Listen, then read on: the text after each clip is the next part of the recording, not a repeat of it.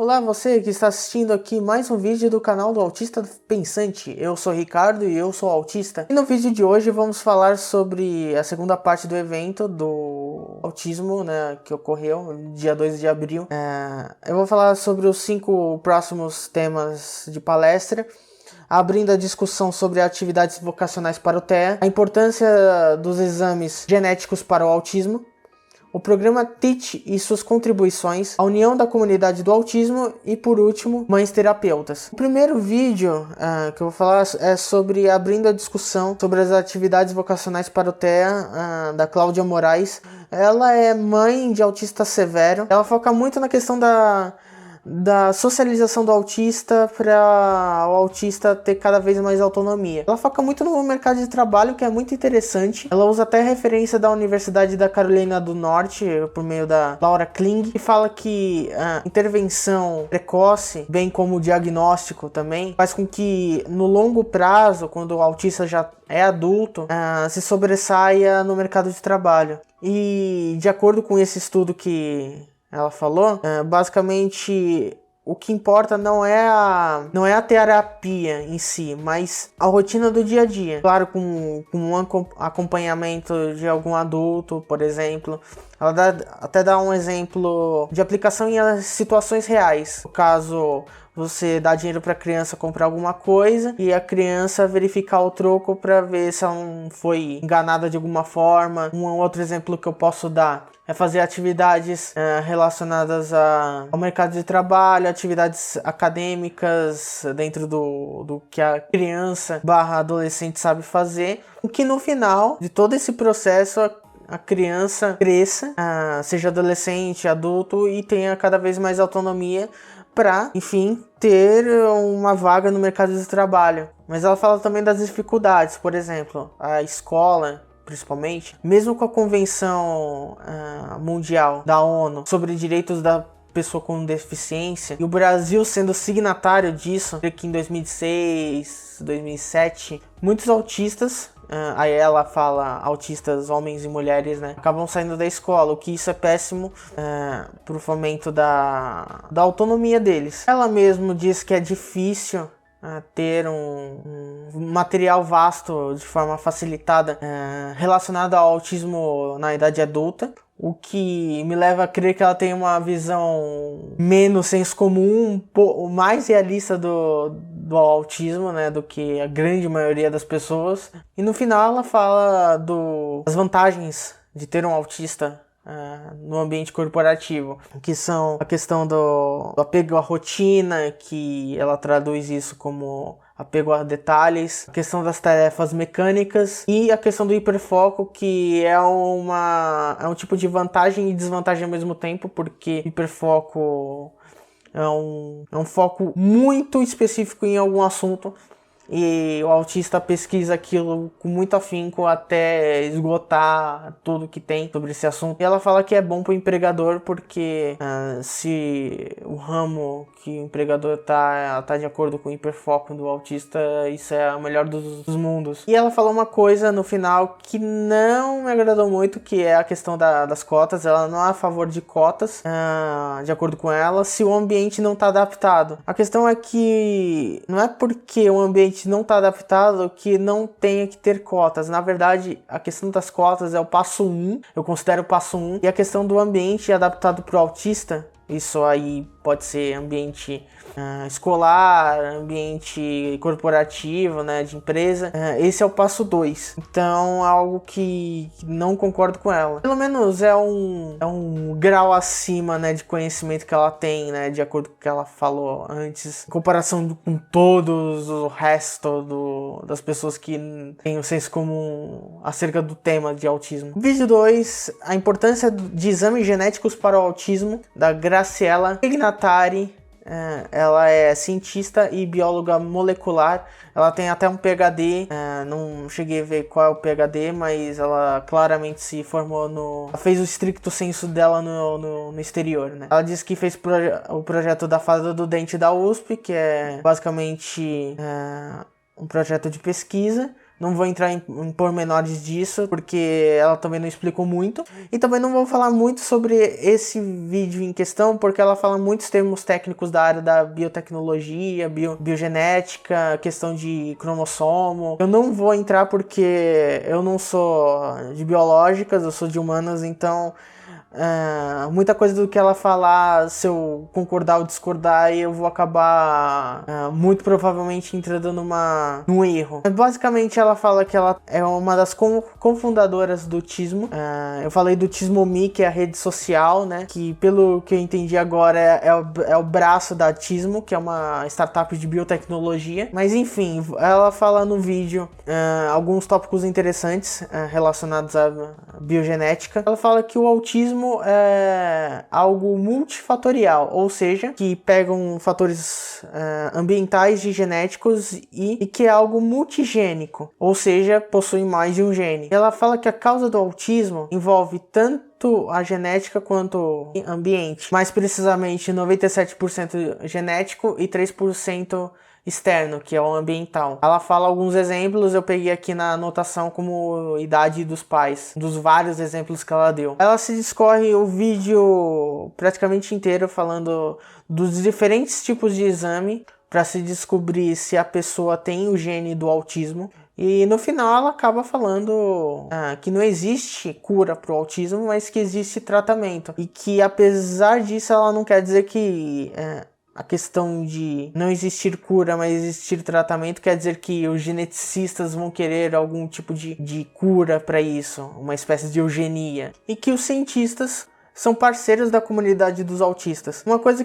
Duas coisas na verdade que são interessantes a falar da palestra dela, duas constatações, é que primeiro que é um pouco complicado falar de tratamento para o autismo, porque o tratamento gera a diminuição de características relacionadas ao autista, por exemplo, a ecolalia, a questão do toque, enfim, depressão. É um tema complicado, eu sei que é um tema complicado, mas que tirando a depressão, dos 3 exemplos que eu dei, questão da ecolalia e do toque, nem todo autista quer tirar. Só que muitos pais, pela questão de acharem que os filhos são uma espécie de propriedade deles, eles querem simplesmente aplicar remédios para tratar esses sintomas do autismo.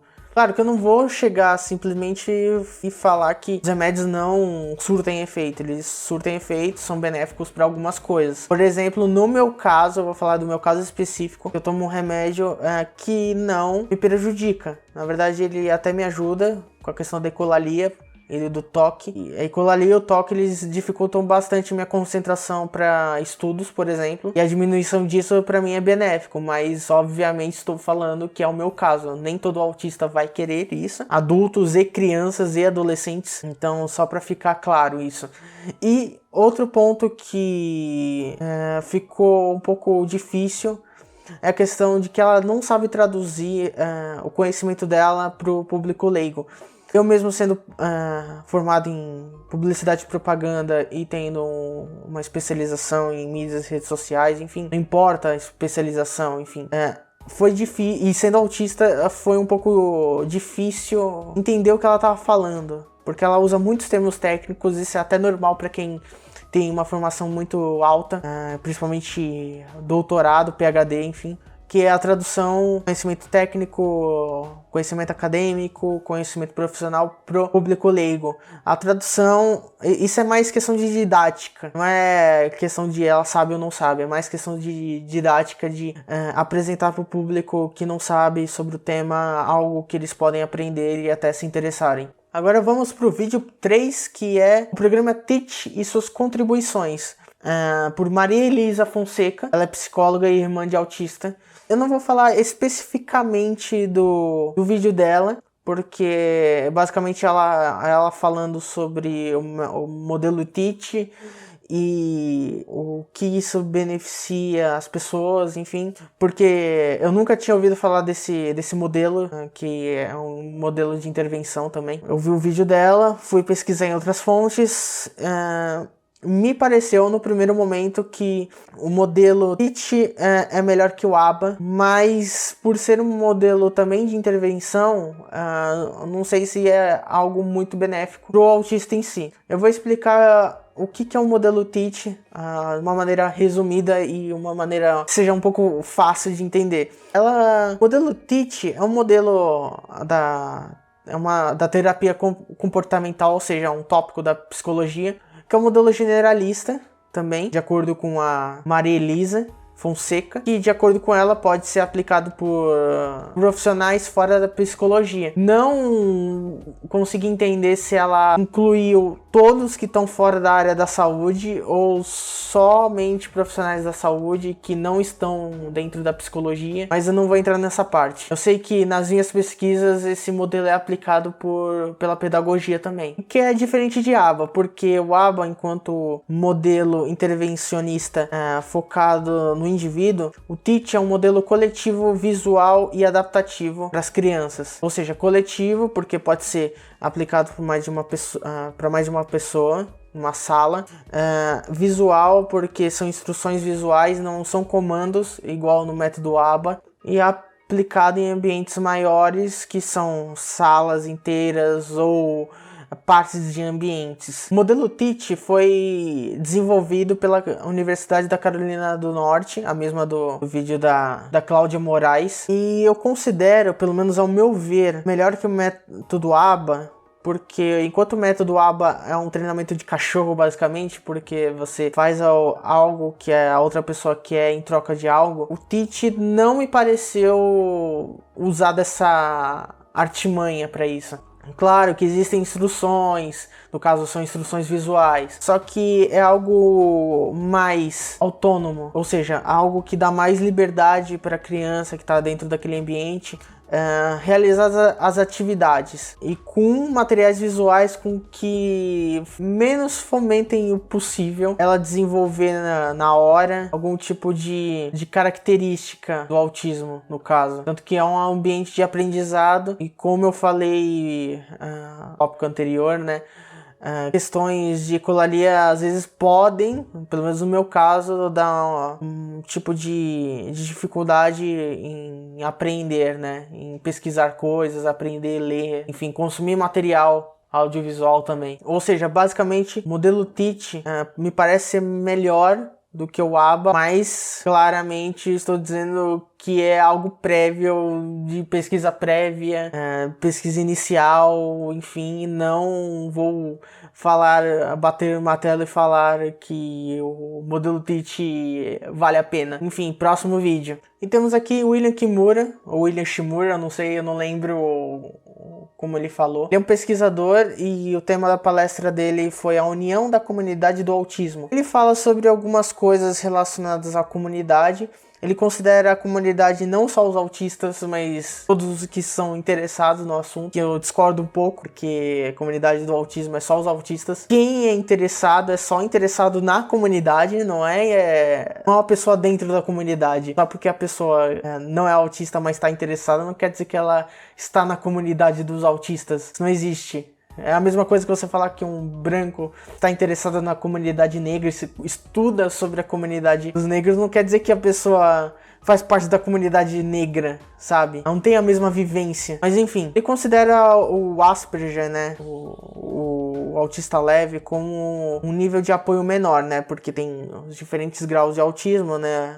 Os principais, o autismo leve, que é o Asperger, ou Asperger, né, enfim, o moderado e o grave, né, que seria alguns clássicos. E no Asperger ele considera como um nível de apoio menor, que realmente é menor, que não tem tanta dificuldade assim na adaptação, por exemplo, mas que isso leva a uma outra dificuldade, na dificuldade de diagnóstico, por exemplo.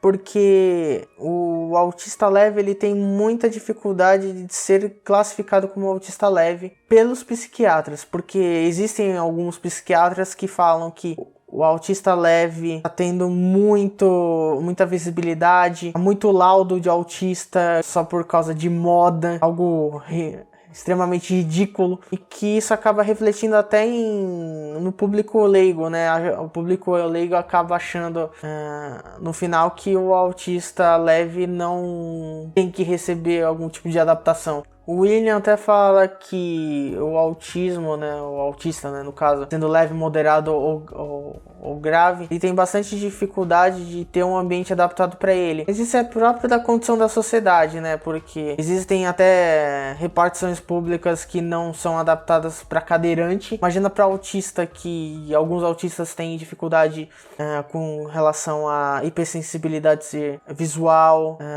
hipersensibilidade ao som, ao toque. Então esse problema é meio que generalista até entre as pessoas PCDs. E no final ele explica do caso dele, a situação dele, que ele sempre soube que é autista e que ter recebido o diagnóstico foi algo libertador para ele.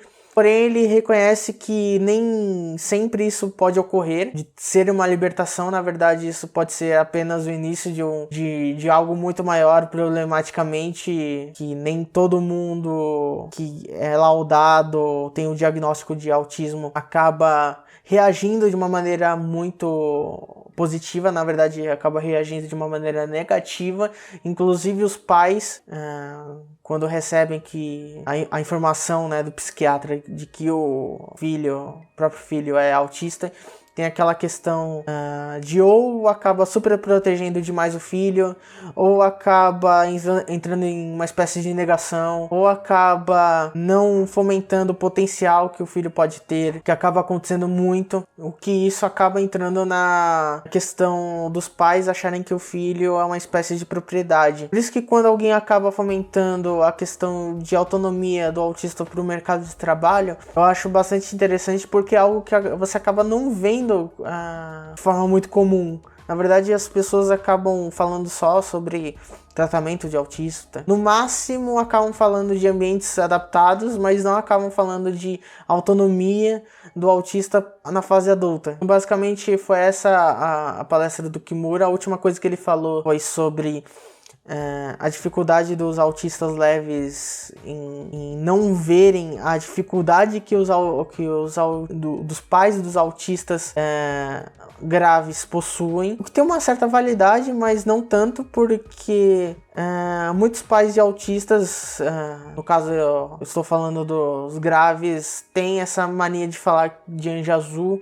Tem uma espécie de senso comum relacionado ao autismo que não é muito benéfico, na verdade acaba só prejudicando, acaba não dando voz para autista, mesmo sendo autista leve. Então eu acho um pouco hipócrita de pais de autistas acharem que autista leve está reclamando demais dos pais de autistas graves, sendo que os próprios pais de autistas querem colocar como voz dos autistas graves um neurotípico. Então, em vez de ser um autista moderado ou autista leve, então algo bastante curioso. E por último, mas não menos importante, o vídeo Mães Terapeutas com a Karine K.K. Loeb, autora de um site chamado Autistólogos. Aí que começa a questão problemática. Porque assim, ela é defensora do método ABA, ela passou uma pequena parte do vídeo falando do site dela e falando do livro que ela fez. Recomendo vocês verem o vídeo dela, que realmente é um modelo não ser seguido de mãe autista. Porque de verdade, eu passei raiva assistindo esse vídeo. Eu até fiz uma citação, peguei uma parte do diálogo do vídeo dela, que ela falou o seguinte sobre o filho dela, né? Tudo que eu ia buscar de informação me deixava muito sem esperança, principalmente pelo fato de saber que o autismo não tem cura. Ou seja, isso no início do vídeo já dá a entender que se tivesse uma cura pro autismo, ela ia buscar, enfim. Ou seja, ela claramente quer uma cura pro autismo. Ela fala que as recomendações que falam de ter tratamento não são eficazes porque precisam de um tratamento intensivo, ou tem que ser intensivo, 10 horas de intervenção intervenção de semanais, 24 horas de atenção para o autista, em que ela fala que o não tratamento acaba refletindo no QI baixo do autista. Que quanto mais rápido resolver essa questão do tratamento, menos o autista vai perder o QI. Obviamente não é a palavra dela, mas ela praticamente deu a entender isso, né? Ela usa da dificuldade que as mães têm em tratar os filhos autistas. Ela não fala nessas palavras, mas basicamente são mães guerreiras, seres divinas,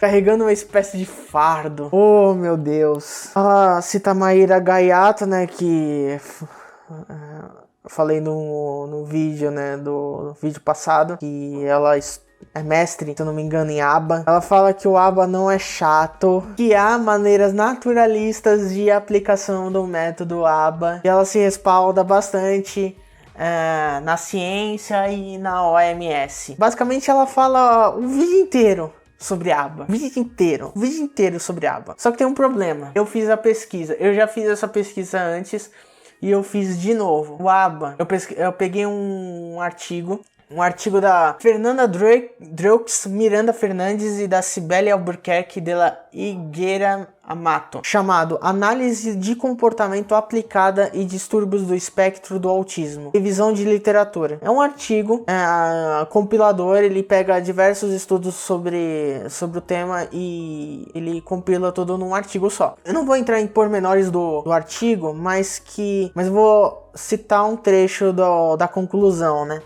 Os resultados dos processos de intervenção são apontados como controversos, caros e dependentes de fatores externos, como o ambiente, a quantidade de treinamento oferecido e a interação com medicamentos, por 7 artigos, que também chamam a atenção para a necessidade de estudos mais controlados a respeito dos resultados desses processos de intervenção. Outras 3 revisões de literatura apresentam posições nitidamente contrárias à utilização da ABA como um principal programa de intervenção direcionado a indivíduos com DEA, que é uma outra nomenclatura para o TEA, né? É uma variante, mas que é a mesma coisa. Considerando essa abordagem ineficiente e sem sustentação científica, ou seja, apesar de que vários defensores do ABA se respaldem na ciência, existem artigos que mostram que o método ABA, cientificamente, ele não é conclusivo. Ele sempre é aplicado com uma metodologia ou falha, ou uma metodologia que não está de acordo com uma qualidade científica. Eu vou colocar o link na descrição do artigo para vocês verificarem, mas basicamente ela ficou falando o vídeo inteiro